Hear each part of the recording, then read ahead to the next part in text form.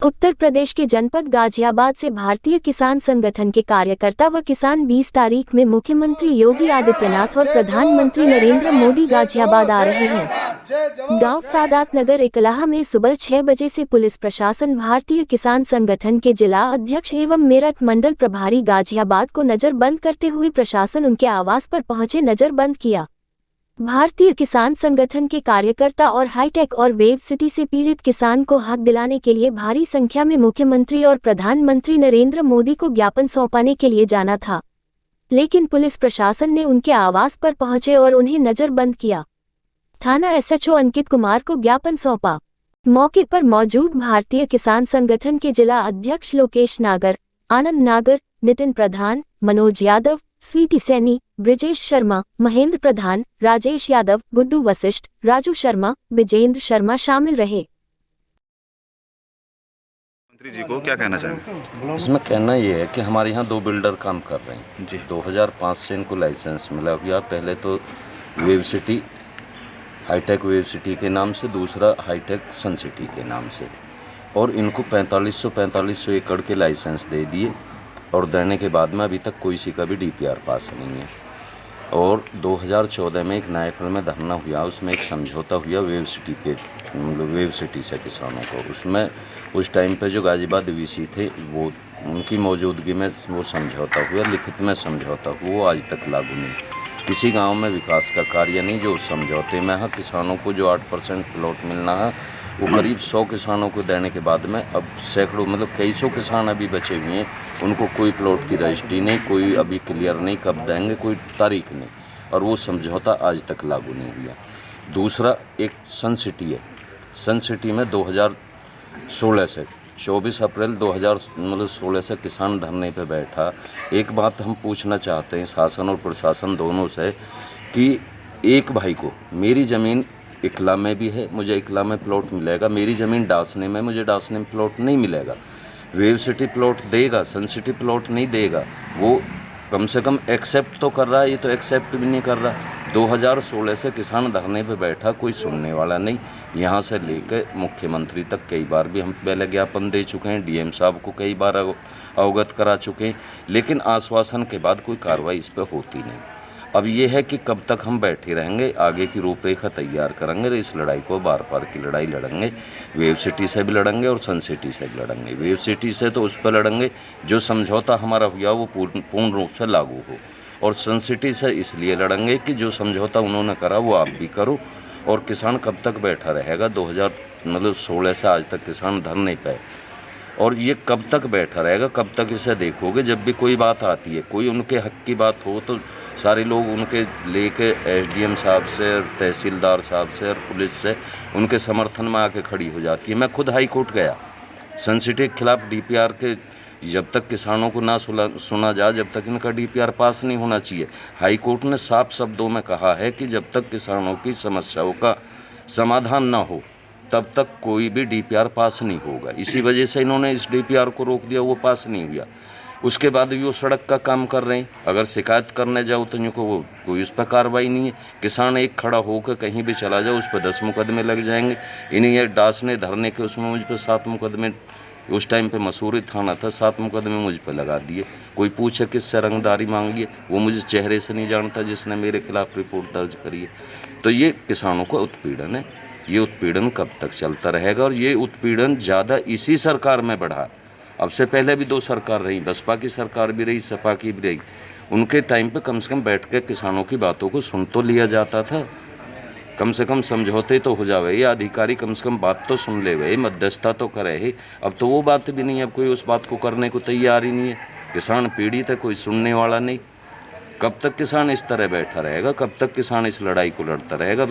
अब तो यही है कि ये इसी तरह सहयोग करते रहे तो किसी न किसी दिन एक बड़े आंदोलन का ये रूप हो जाएगा।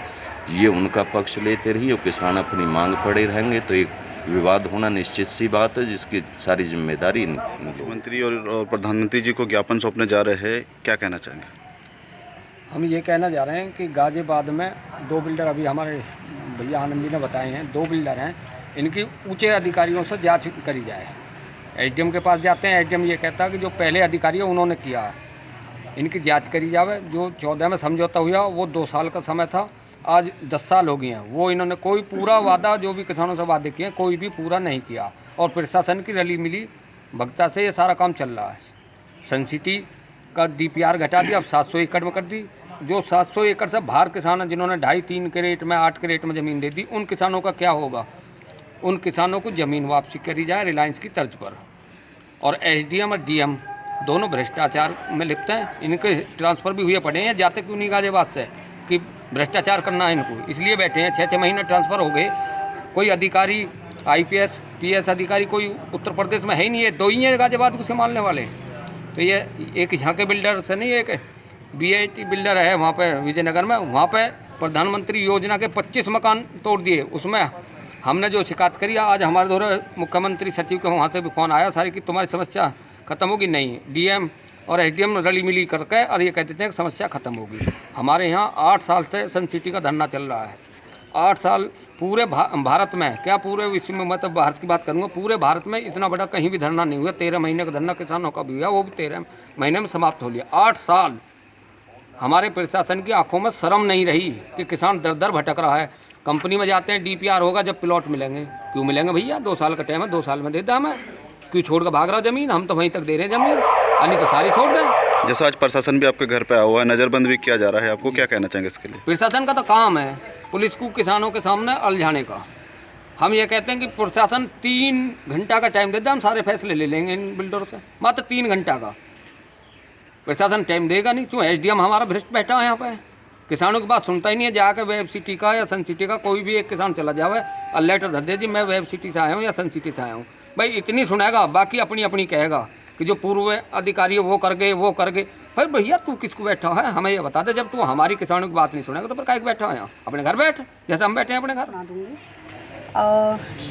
प्रधानमंत्री भारत सरकार विषय वेब सिटी व सन सिटी गाजियाबाद से प्रभावित किसानों के संबंध में महोदय निवेदन यह है कि वेब सिटी व सन सिटी नाम के बिल्डर्स को 2006 में लाइसेंस दिया गया था, जिसमें किसानों से समझौता 2014 में किया गया था, जिनकी निम्न मांगें हैं: विकसित प्लाट, गांव का संपूर्ण विकास, युवाओं को रोजगार, सर्किल रेट से 4 गुना मुआवजा दिया जाएगा। महोदय बिल्डर द्वारा एक बिंदु पर भी कार्य नहीं किया गया है। समस्त किसान बिल्डर द्वारा बहुत परेशान हैं। आपसे समस्त किसान निवेदन करते हैं कि सभी किसानों की मांगों को पूरी कराने की कृपा करें। तो ये आज हम लोग जो है ज्ञापन देने के लिए जा रहे हैं। और मैं यही कहना चाहूँगी प्रशासन से भी, चाहे पुलिस है, चाहे SDM है, चाहे हमारी सरकारें हैं, किसानों के उत्पीड़न का मतलब है कि पूरे देश का उत्पीड़न, पूरे देश का नुकसान होगा। अगर किसान का नुकसान है तो किसानों की ज़मीनें हड़प के आप बड़ी बड़ी बिल्डिंगें, बड़े बड़े ऑफिसेज बनाते हैं, ये बोलकर कि आपके लिए बनाया जा रहा है, पूरे देश के सेवा के लिए बनाया जा रहा है, लेकिन उन्हीं ऑफिसों में हमारी जनता भी नहीं जा सकती है। आप देख लीजिए यहाँ पे अभी नज़रबंद कर दिया गया है। तो किसानों की ही ज़मीनें हड़प के आप ऑफिसेज बनाते हैं और जनता को बेवकूफ़ बनाते हैं कि जनता के लिए है, लेकिन जनता के लिए नहीं है। जनता को जब कोई तकलीफ़ है, अगर उसी ऑफिस में जनता जाना चाहती है तो जनता नहीं जाएगी। तो ये लोकतंत्र का, संविधान का पूरी तरह से उत्पीड़न है। तो इसको बंद करें, वरना 13 महीने जो किसान आंदोलन का रूप पहले देख चुकी है सरकार, पूरा देश देख चुका है, पूरी दुनिया देख चुकी है, तो वही हाल फिर से होगा और नुकसान सबका होगा। तो इसको जो है रोका जाना चाहिए। किसानों की सभी जो मांगे हैं उनको पूरा किया जाना चाहिए और समय से पूरा करें, ताकि सभी को जो भी उनका मुआवजा वगैरह जो भी है वो सभी उनको वापस मिले। और इनको ये लोग अपना किसान जो है हमारे, ये अगर सहूलियत से रहेंगे तो पूरा देश हमारा उन्नति करेगा, वो सभी को मालूम है। तो किसानों के साथ ये गलत जो है वो नहीं होना चाहिए। इसमें प्रशासन, चाहे SDM है, चाहे पुलिस है, चाहे हमारी सरकार है, सभी को ध्यान देना चाहिए। का उद्घाटन करने आ रहे हैं। हम केवल ये जानना चाहते हैं कि 2006 से लेकर 5-6 से लेकर अब तक 14 गांवों को बंधक बना के इन्होंने रखा हुआ है। हम अपनी ज़मीन पे ना तो हम कोई विकास कर सकते, ना उससे कोई डेवलपमेंट कर सकते। 2 बिल्डरों ने अब तक हमारे पूरे क्षेत्र को बंधक बना रखा। आखिर क्यों बना रखा? एक बड़े बिल्डर को इतना बड़ा क्षेत्र देने की क्या आवश्यकता है? वो इतने टाइम में 15-16 साल में वो पूरे क्षेत्र को डेवलप नहीं कर पाया है। मेरी जो है भारत सरकार, प्रधानमंत्री से मांग है कि इन दोनों बिल्डरों का लाइसेंस निरस्त किया जाए और किसानों को मुक्त किया जाए।